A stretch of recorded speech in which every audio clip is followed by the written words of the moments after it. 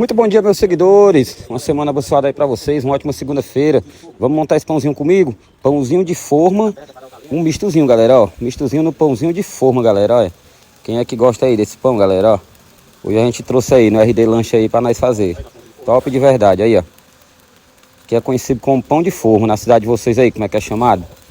Aí, galera, ó. Tem o integral, né, também. Esse aqui é o normal. Aí, ó. Top de verdade, viu? Semana abençoada aí pra cada um de vocês, viu? Dia 8 é nosso aniversário. Cuida. Aí, ó. Top de verdade, viu? Só no RD Lanche, galera. Aí, ó. Padrãozinho aí, ó. Show de bola. Os pãozinhos são bons, viu, galera? Aí, ó. Queijinho bem assadinho, ó. Daquele jeito. Só no talento. Aí, galera, ó. Simples. Simples e prático, viu? É o simples bem feito aí que é chamado. Aí. Cuida.